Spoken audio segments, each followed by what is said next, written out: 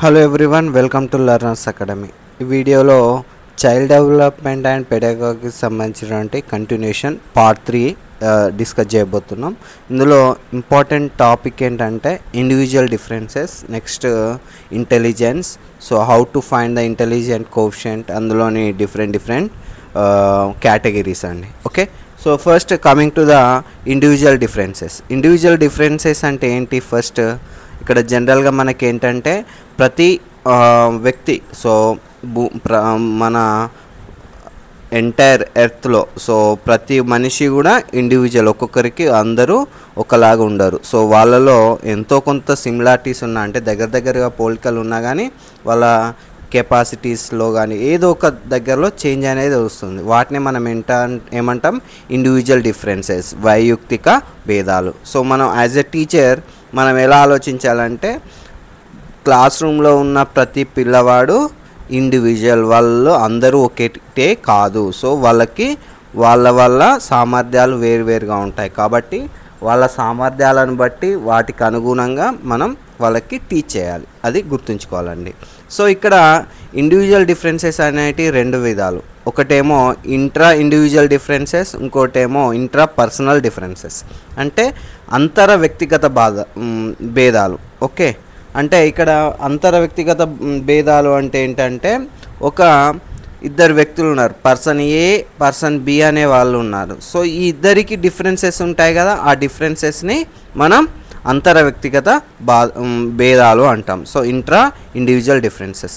Intra personal differences, వ్యక్తి అంతర భేదాలు అంటే పర్సన్ ఏ అతనికే డిఫరెంట్ కేపబిలిటీస్ ఉంటాయి అన్నట్టు. ఇతను మ్యాథ్స్ బాగా చేస్తాడు, ఓకే, సో ఇంగ్లీష్ కొంచెం తక్కువ చేస్తాడు. ఒకవేళ నెక్స్ట్ ఇతను ఒక గేమ్ క్రికెట్ బాగా ఆడతాడు, ఓకే, బట్ చెస్కి వచ్చేసేసరికి బాగా ఆడలేడు. సో ఇలా డిఫరెన్సెస్ అనేటివి ఉంటూ ఉంటాయి ఒక్కొక్క కేటగిరీలో. So inside the one person, ఇక్కడ మనం ఒక పర్సన్లోని వివిధ రకాల ఇండివిజువాలిటీస్ని ఏమంటాం? వ్యక్తి అంతర భేదాలు, అంటే intrapersonal differences. Intra individual differences అంటే ఇద్దరు వ్యక్తుల మధ్య డిఫరెన్సెస్ అనేటివి ఏంటైతే ఉంటాయో వాటిని అంతర వ్యక్తిగత భేదాలు అని అంటాం. ఓకే, సో ఇది నెక్స్ట్.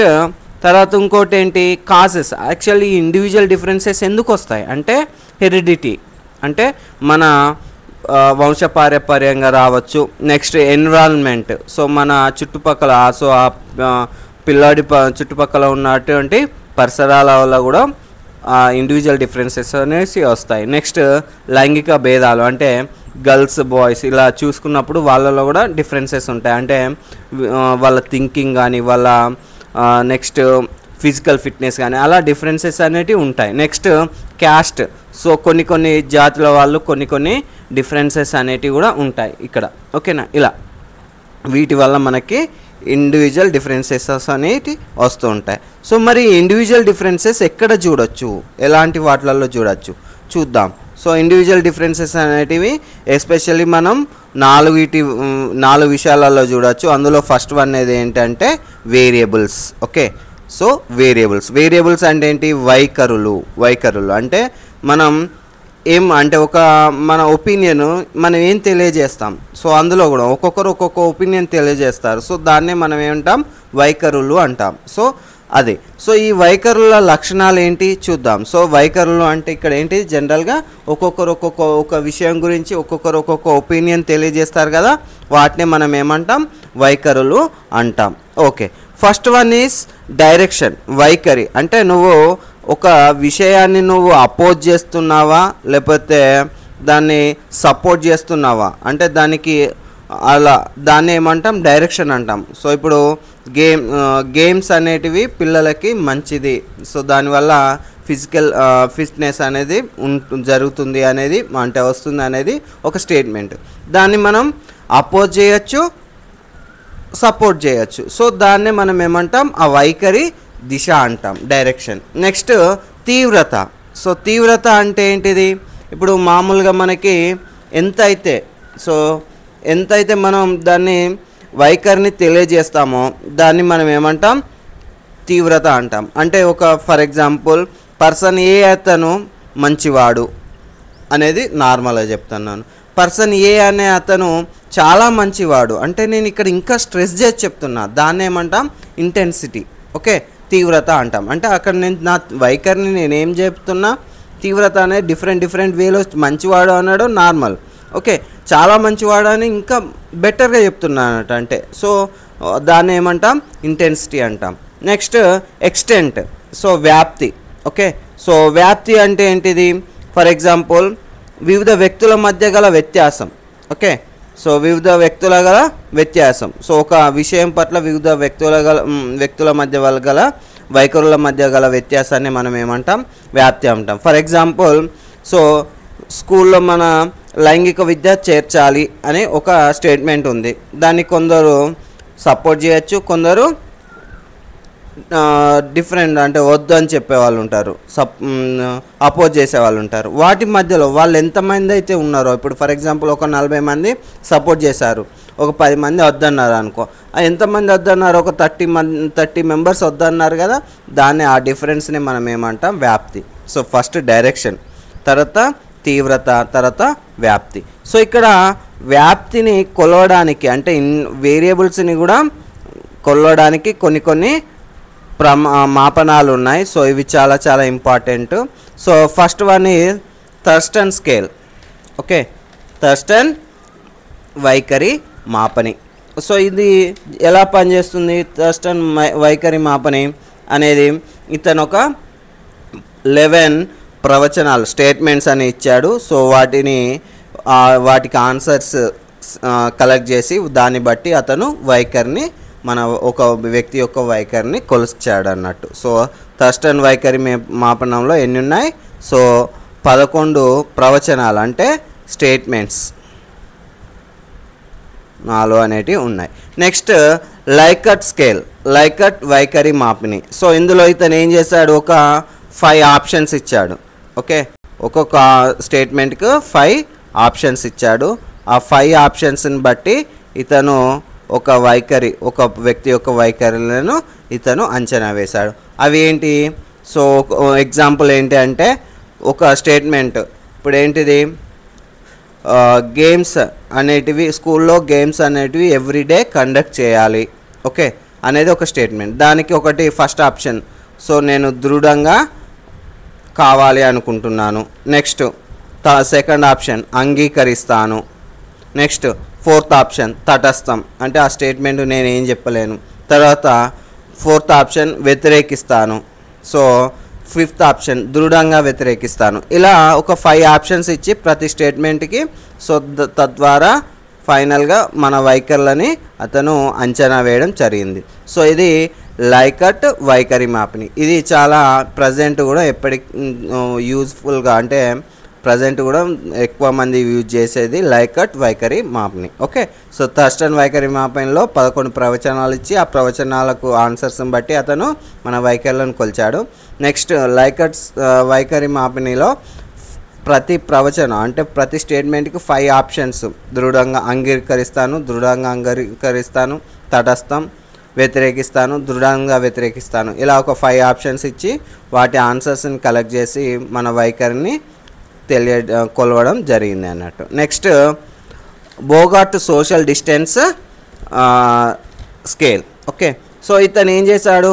ఒక సమూహం, ఒక సమ్ పీపుల్, గ్రూప్ ఆఫ్ మెంబర్స్ని వాళ్ళ వైఖరులను ఒక దానికి సంబంధించిన వైఖరులను తెలుసుకొని తద్వారా ఆ వైఖరిని ఆ స్టేట్ పైన జనాలు ఏమనుకుంటున్నారో తెలియజేయడం జరిగిందంట. అది Bogardus social distance scale. Next గట్మన్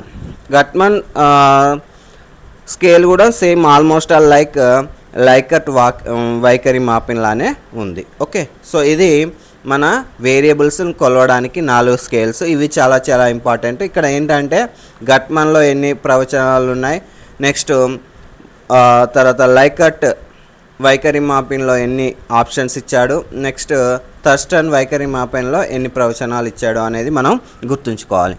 okay, next తర్వాత ఇంకోటి ఏంటి మనం అనుకున్నాం సో ఇండివిజువల్ డిఫరెన్సెస్ అనేటివి ఒకటి ఫస్ట్ వైఖరిలో చూడొచ్చు. నెక్స్ట్ ఇంకోటి ఏంటంటే న్యాచురల్ ఎబిలిటీస్, సహజ సామర్థ్యాలు. సో అందరికీ ఒకేలాగా సహజ సామర్థ్యాలు అనేటివి ఉండవు. ఓకే, సో ఒక్కొక్కరికి ఇన్బిల్ట్గా కొందరికి సహజ సామర్థ్యాలు డిఫరెంట్గా ఉంటుంది. సో ఈ సహజ సామర్థ్యాలు అనే కాన్సెప్ట్ని తీసుకొచ్చింది సిఎల్ హాల్ అనే శాస్త్రవేత్త. ఓకే, నెక్స్ట్ ఇంకొకటి ఏంటంటే ప్రజ్ఞ ఎక్కువగా ఉన్న అతనికి సహజ సామర్థ్యాలు అనేటివి ఉండాల్సిన అవసరం లేదు. ఓకే, సో సహజ సామర్థ్యం కాకపోతే సహజ సామర్థ్యం కల వ్యక్తి అతను ఏమంటాడు, ఫర్ ఎగ్జాంపుల్ అతనికి ఒక గేమ్ మీద ఒక క్రికెట్ ఆడడంలో అతనికి సహజ సామర్థ్యాలు ఇన్బిల్ట్గా ఉన్నాయండి. సో అప్పుడు అతను ఆటోమేటిక్గా గేమ్లో ది బెస్ట్గా అయ్యే ఛాన్సెస్ ఎక్కువ ఉంటాయి అన్నట్టు, విశేష ప్రతిభ కనపరిచే అవకాశాలు ఉంటాయి. సో అది న్యాచురల్ ఎబిలిటీస్ యొక్క ప్రాముఖ్యత. నెక్స్ట్ హ్యాబిట్స్ అంటే ఏంటి మనకు తెలుసు. ఒక పనిని పదే చేయడాన్ని మనం ఏమంటాం, హ్యాబిట్స్, అలవాట్లు అంటాం. ఓకే, ఈ అలవాట్లు కూడా అందరికీ ఒకేలాగా ఉండవు. Next intelligence. సో ఇది చాలా ఇంపార్టెంట్. ఇంటెలిజెన్స్ అంటే ఏంటో చూద్దాం. సో ప్రజ్ఞ. Okay, so what is mean by ప్రజ్ఞ ఫస్ట్. సో ఇంటెలిజెన్స్ అంటే ఏంటి, మామూలుగా జనరల్గా మనకి పరిసరాలతో, మన చుట్టూ ఉన్న పరిసరాలతో మనం అడ్జస్ట్ అవ్వడాన్ని మనం ఏమంటాం, ఇంటెలిజెన్స్, ప్రజ్ఞ అంటాం. అంటే మన చుట్టూ ఉన్న పరిసరాలు ఏదైతే అవరోధాలు ఉంటాయో వాటిని ఓవర్కమ్ అవుతూ మనం ఎగ్జిస్టెంట్ అంటే మనం ముందుకు పోతూ ఉంటాం చూడండి, దాన్ని మనం ఏమంటాం, ఇంటెలిజెన్స్ ఆర్ ప్రజ్ఞ అంటాం. సో ఇక్కడ మనకు ప్రజ్ఞని మాపనం చేయొచ్చు. మనకి ఎంతైతే ఇంటెలిజెన్స్ ఉందో దాన్ని మాపనం చేయొచ్చు. ఆల్రెడీ మనకు తెలుసు ఐక్యూ అని ఉంటుంది కదండి. So IQ. ఓకే, నెక్స్ట్ ఇంకొకటి ఇంపార్టెంట్ థింగ్ ఏంటంటే ఇక్కడ ప్రజ్ఞ అనేది అనువంశికం ద్వారా ప్రభావితమై పరిసరాల ద్వారా వికాసిస్తుంది. అంటే మన ఫస్ట్ మన జీన్స్ ద్వారా ఇంటెలిజెన్స్ అనేది జీన్స్ ద్వారా వచ్చి ఆ తర్వాత మన చుట్టూ ఉన్న ఎన్విరాన్మెంట్ ద్వారా అది డెవలప్ అవడం అవుతుంది. మళ్ళీ ఇది ఒక పర్టికులర్ ఏజ్ వరకే డెవలప్ అవుతుంది. ఆల్మోస్ట్ 18 years వరకే ఇంటెలిజెన్స్ అనేది డెవలప్ అవుతుంది, ఆ తర్వాత ఆగిపోతుంది. ఓకే, నెక్స్ట్ ఇక్కడ మనకి ఒకటి తెలుసుకోవాలి, అదేంటంటే ప్రజ్ఞ అనేది ఇంటెలిజెన్స్. మామూలుగా మనం ఎలా అయితే అడ్జస్ట్ అవుతామో దాన్ని ఇంటెలిజెన్స్ అంటాం. కొన్ని వర్డ్స్ ఉంటాయండి, వాటిని మనం ఇంటెలిజెన్స్ అని అనలేం. ఏంటి అవి ఒకసారి ఇంపార్టెంట్వి ఎగ్జామ్ పాయింట్ ఆఫ్ వ్యూలో చాలా important. Knowledge, next understanding, talent, next memory, skill, next thinking, creativity, next aptitude, next personality. So ఇవన్నీ కూడా మనకి ఇంటెలిజెన్స్ కావు. సో ఇవన్నీ కూడా డిఫరెంట్. ఓకే, సో మనకి కింది వాళ్ళలో ఇంటెలిజెంట్ ఏవేవి కావు అని అంటాడు, లేకపోతే అలా ఛాన్సెస్ ఉంటాయండి. ఓకే, సో మనకి ఇంకొకటి ప్రజ్ఞ వల్ల మనకి ఏంటంటే జ్ఞానం అనేది. So next knowledge, intelligence and knowledge. So వీటి మధ్య మనం ఒక చిన్నగా అర్థం చేసుకోవాలి. మనం ఇంటెలిజెన్స్ నేర్చుకోవచ్చు, నాలెడ్జ్ నేర్చుకోవచ్చు, కాకపోతే ఇంటెలిజెన్స్ని నేర్చుకోలేం. సో ఎక్కువ ప్రజ్ఞ కలిగే వాళ్ళు ఎక్కువ జ్ఞానాన్ని పొందవచ్చు, కానీ నాలెడ్జ్ ఎక్కువ ఉన్న వాళ్ళకి ఇంటెలిజెన్స్ అనేది ఎక్కువ ఉండాల్సిన అవసరం లేదు, ఉండకపోవచ్చు. నెక్స్ట్ సేమ్ లైక్ తర్వాత ఇక్కడ మనకి ప్రజ్ఞలో ఇంటెలిజెన్స్లో రకాలండి. ఓకే, సో ఇంటెలిజెన్స్లో రకాలు. సో అవి బేసికల్లీ 3 types, 1, 2, 3. సో ఏంటది, ఫస్ట్ది అబ్స్ట్రాక్ట్ ఇంటెలిజెన్స్ అంటే అమూర్త ప్రజ్ఞ. సో మనం తెలియని వాటి గురించి, సో కంటికి కనిపించని వాటి గురించి అర్థం చేసుకునే శక్తిని మనం ఏమంటాం, అమూర్త ప్రజ్ఞ అంటాం. సో నెక్స్ట్ మెకానికల్ ఇంటెలిజెన్స్ అంటే యాంత్రిక ప్రజ్ఞ. అంటే కంటికి కనిపించే వాటి గురించి మనం అంటే చుట్టూ ఉన్న కంటికి కనిపించే వాటి గురించి వాటిని ఎలా యూజ్ చేసుకుంటాం అనే దాన్ని బట్టి దాన్ని ఏమంటాం, మెకానికల్ ఇంటెలిజెన్స్ అంటాం. నెక్స్ట్ సోషల్ ఇంటెలిజెన్స్ అంటే మనం ఇతరులతోటి ఎలాంటి రిలేషన్షిప్స్ ఉంటాం, మళ్ళీ నెక్స్ట్ ఎలా మెయింటైన్ చేస్తాం, నెక్స్ట్ ఇతరులతో మనం ఎలా మాట్లాడతాం, ఎలా కమ్యూనికేట్ చేస్తాం, దీన్నే సోషల్ ఇంటెలిజెన్స్ అని అంటాం. Okay, so next coming to the important one ఏంటంటే intelligent quotient. Okay, intelligent quotient అంటే ఏంటి, mental age by clinical age into 100 అంటే ఒక 18 ఇయర్స్ ఉన్న వ్యక్తి, ఓకే 18 ఇయర్స్ అతని యాక్చువల్ ఏజ్ అండి. సో కాకపోతే అతను బిహేవ్ చేయడం మాత్రం 12 ఇయర్స్ వ్యక్తిగానే బిహేవ్ చేస్తున్నాడు. ఓకే 18 ఇయర్స్ ఉన్న వ్యక్తి 12 ఇయర్స్ వ్యక్తిగా బిహేవ్ చేస్తున్నాడు. అప్పుడు అతని ఇంటెలిజెంట్ కోషెంట్ ఐక్యూ ఏమవుతుంది 12/18 ఇంటూ 100. సో 6 2 6 3 సో 33.33 ఇంటూ 2 అంటే 66.66 వస్తుందండి, ఆర్ 67 అనుకోవచ్చు. సో ఇది ఐక్యూ ఆఫ్ దట్ పర్సన్. అంటే మనకేంటిది mental age by chronical age into 100, మానసిక వయసు బై వాస్తవిక వయసు ఇంటూ 100. సో ఇలా మనం ఐక్యూ క్యాల్కులేట్ చేయొచ్చు. So next IQ. సో ఐక్యూను బట్టి మనకి ఇక్కడ డిఫరెంట్ వర్గీకరణ క్లాసిఫికేషన్స్ కూడా ఉన్నాయి. సో అవేంటో ఒకసారి చూడండి. లెస్ దెన్ 25 ఉంటే వాళ్ళని ఏమంటాం 3లో అంటాం. నెక్స్ట్ 25 to 50 ఉంటే సో బుద్ధిహీనులు అంటాం ఐక్యూ. నెక్స్ట్ 51 to 70 ఉందనుకోండి వాళ్ళని అల్పబుద్ధులు అంటాం. నెక్స్ట్ 70 to 80 ఉందనుకోండి వాళ్ళని ఏమంటాం మందబుద్ధులు అంటాం. నెక్స్ట్ 81 to 90 ఉందనుకోండి వాళ్ళని బిలో యావరేజ్ పర్సన్స్ అంటామండి. ఓకే సగటు కంటే తక్కువ ఐక్యూ ఉంది. నెక్స్ట్ 91 to 110 ఉందనుకోండి వాళ్ళని యావరేజ్ ఇంటెలిజెన్స్ సగటు ప్రజ్ఞ వాళ్ళు అని ఉన్న వ్యక్తులు అని అంటాం. నెక్స్ట్ 111 to 120 ఉంటే above average. Next 121 to 140 super intelligence. Next 140 plus very superior intelligence అత్యున్నత ప్రజ్ఞ కలవారు అంటాం. సో వీళ్ళు చాలా తక్కువగా ఉంటారు, ఆ తర్వాత వీళ్ళు కూడా తక్కువనే ఉంటారు. వీళ్ళకంటే కూడా వీళ్ళు తక్కువగా ఉంటారు, వీళ్ళకంటే అత్యంత తక్కువగా ఉండేది అత్యున్నత ప్రజ్ఞ కాదు. 140 ప్లస్ ఐక్యూ ఉండడం అనేది వెరీ రేర్ అండి. ఓకే సో ఇది ప్రజ్ఞ intelligent coefficient. Okay so next so theories of intelligent ప్రజ్ఞా సిద్ధాంతాలు. సో ఇక్కడ ప్రజ్ఞ అనేది ఎలా ఉంటుంది ఎలా వస్తుందని కూడా కొంతమంది శాస్త్రవేత్తలు చెప్పడం జరిగింది. సో ఈ కాన్సెప్ట్లోకి వెళ్ళి కూడా క్వశ్చన్స్ అడిగే ఛాన్సెస్ ఎక్కువగా ఉంటాయి. ద ఫస్ట్ వన్ ఈజ్ ఏంటంటే ఏకకారక ప్రజ్ఞా సిద్ధాంతం. ఏంటి యూనిఫ్యాక్టర్ థియరీ. యూనిఫ్యాక్టర్ థియరీ అంటే ఏంటిది జనరల్గా ఒకటి. సో ఈ సిద్ధాంతాన్ని బినే అనే శాస్త్రవేత్త ప్రపోజ్ చేశాడు, అంటే చెప్పాడు అన్నట్టు. ఓకే ఇతని ప్రకారం ఏంటి ఒక వ్యక్తి ఒక రంగంలో ప్రజ్ఞాశాలి అయితే మిగతా అన్ని రంగాల్లో అదేవిధంగా ప్రజ్ఞ చూపిస్తాడని సిద్ధాంతం. అంటే ఇప్పుడు నేను ఫర్ ఎగ్జాంపుల్ నేను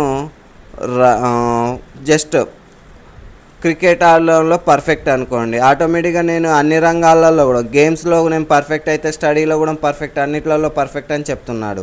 సో ఇది ఎంతవరకు కరెక్ట్?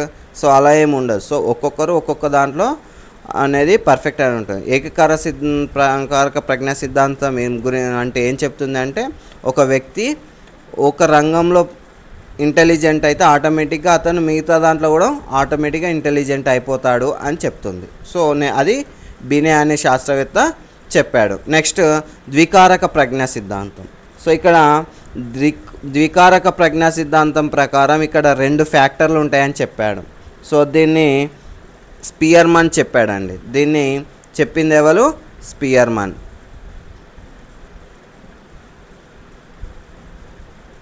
ఓకే సో స్పియర్మన్ అనే శాస్త్రవేత్త దీని గురించి చెప్పాడు. సో ద్వికారక ప్రజ్ఞా సిద్ధాంతంలో 2 ఫ్యాక్టర్స్ ఉంటాయి. అదొకటి ఏంటంటే సో సాధారణ ఫ్యాక్టర్ అంటే general factor G factor. Next తర్వాత ఇంకోటి ఏంటంటే ప్రత్యేక కారకం, okay special factor. So G factor S factor అని 2 ఫ్యాక్టర్లు ఉంటాయని చెప్పాడు స్పియర్మన్. సో ఇక్కడ దీని ప్రకారం ఏంటంట జీ ఫ్యాక్టర్ అనేది అనువంశిక ద్వారా వచ్చేస్తుంది. ఓకే నెక్స్ట్ ఎస్ ఫ్యాక్టర్ అనేది అనువంశిక మీద ఆధారపడదు, కాకపోతే ఎస్ ఫ్యాక్టర్ అనేది ఎలా వస్తుంది స్పెషల్ ఫ్యాక్టర్స్ అనే స్కిల్స్ అనేటి స్పెషల్ ఫ్యాక్టర్ అనేది పరిసరాల ప్రభావం ద్వారా డెవలప్ అవుతుందని చెప్పాడు. ఓకే సో ఇక్కడ జీ ఫ్యాక్టర్ ఏం చేస్తుంది ఎస్ ఫ్యాక్టర్ ఏం చేస్తుందో చూద్దాం. సో ఇది ఏంటంటే ఇది మామూలుగా ఏంటిది ఎల్లప్పుడూ కామన్గా నార్మల్గా ఉంటుంది, అన్ని విషయాలలో సమానంగా ఉంటుంది జీ ఫ్యాక్టర్ అనేది.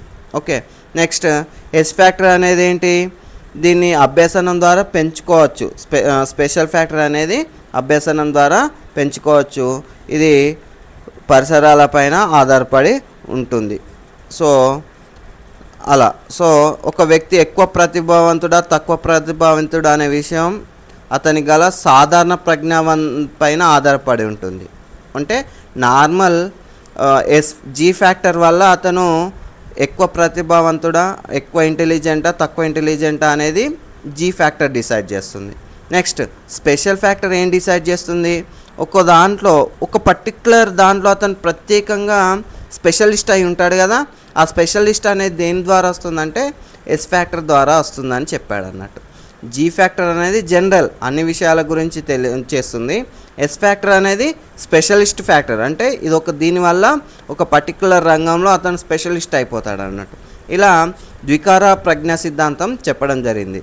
2 ఫ్యాక్టర్ థియరీ, దీన్ని ఎవరు చెప్పారు, స్పియర్మ్యాన్.